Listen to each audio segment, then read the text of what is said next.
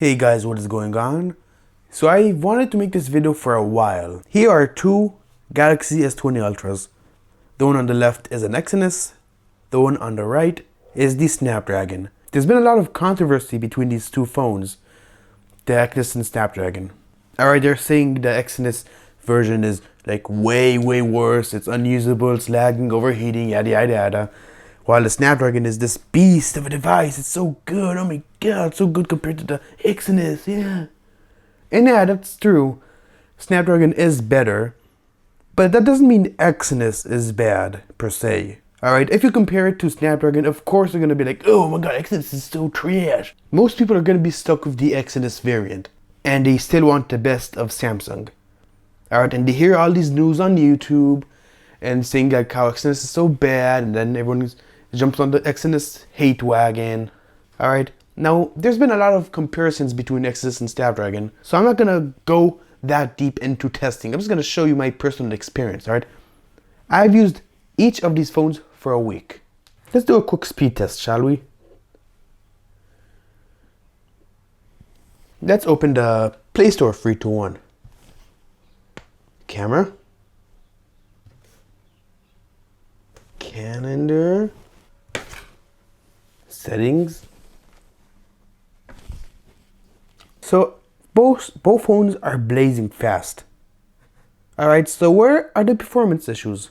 The performance issues is for heavy tasks, such as hours and hours on gaming. Alright, Mr. Who's the Boss made a pretty good video about this, where he played on both variants some heavy task game for hours, and the Exynos was lagging while the Snapdragon didn't. Alright, so we already know that the Exynos can't handle long tasks. But let's say your main priority isn't gaming or video rendering or any heavy task. You want the latest Samsung to take pictures, enjoy that gorgeous 120Hz display, which both run exactly the same by the way, and just enjoy the Samsung experience. Maybe you'll play a game here and there, nothing major, but you're a casual user, you know, you're not do heavy gaming. Then I don't see any reason why the Exynos is such a bad choice. The only downside I see is the battery life. And even then, it's not day and night. I mean, sure, Snapdragon has been great battery life. Yeah, that is true. But if you're a casual user and you're not a heavy user, then you wouldn't really notice to begin with. So then they're gonna be like, oh, but you pay more for an inferior device. Here's the thing. In my country, it's hundreds of dollars cheaper because this is the 4G version and most of the world is still 4G. I mean, if you pay more for this Exynos than the Snapdragon, then I can understand your frustration. But for most of you, you should be paying cheaper. I mean, if in my country it's cheaper, it's definitely cheaper in your country too if you have 4G. 3, 2, 1. I'm trying in the frame here.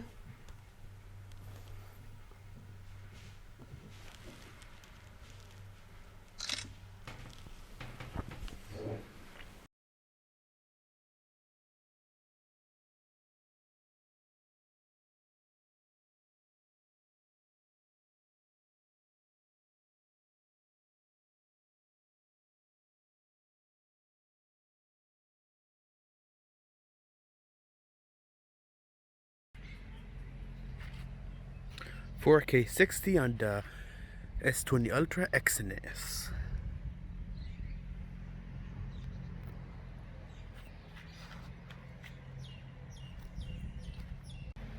4K 60 on the S20 Ultra Snapdragon.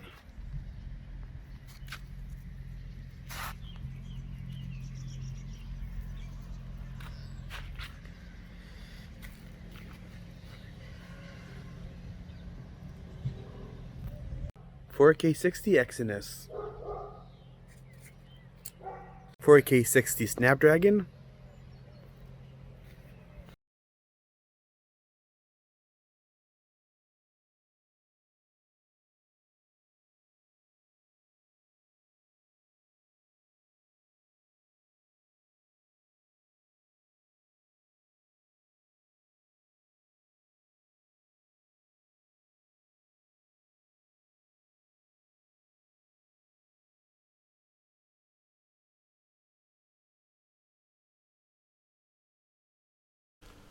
So the point of this video is, I'm not saying like Exynos is good or it's superior. I mean, of course Exynos is worse than Snapdragon. It's been like that for a few years now. All I'm saying is, if you can't get a Snapdragon variant like I did, then don't feel so bummed out, because you're not really missing out on much apart from better battery life performance and maybe a slightly better camera, depends on your preferences. And if you have the Exynos and you're getting bad battery life, you can always underclock, because you do have that OEM unlocking. Let's see if we have that on the Snapdragon. No OEM unlock, so we can't root it. We're stuck on Samsung firmware forever, which it may be fine now, but in the future, when Samsung stops supporting this phone, you're not going to be able to install any ROMs or even root it. Well, you might be able to root it in the future, or who knows, right now you can't root. It's important to remember that just because Samsung's Exynos chip this year is worse than the Snapdragon, it doesn't mean that there's no hope for Exynos. As we speak, they're dropping their custom Mongoose cores, which, if you're a noob and you don't know what that means, basically means Samsung is going to stop tampering with Exynos too much, which is what is causing the battery drain. Now, this has been happening since the Exynos 9810. Alright, S9, terrible battery life. Note 9, better, but still slightly worse. The S10's 9820, battery drainer, even though I never used one. But the 9825, even though it's very similar to the 9820, we saw an improvement in battery life with the Note 10 series. Alright, the Exynos chips that have been coming these past 3 years have been unpredictable. But we are approaching a future where Exynos is gonna get way better. Maybe, just maybe, even better than Snapdragon. But enough about the future. What about today? What about now? Alright, so if you have an unlimited budget and you want the S20, of course you're gonna get the Snapdragon, right? I mean, yeah, that's the chip to go this year. The Snapdragon has been better for a while now. But let's remember, when there was a time where Exynos was better than Snapdragon. Snapdragon were the ones that were boot looping, overheating, and failing. So there's absolutely no reason why Exynos can't get better. In our perfect world, Samsung would use only Snapdragon. But in their world, they would use only Exynos because they save the most money that way. So we are getting an inferior chip just so Samsung can profit just a tiny bit more, which is infuriating if you think about it.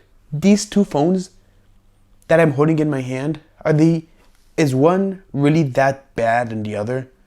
No, one is just inferior than the other. It doesn't mean it's bad. I mean, hey look, they're sticking.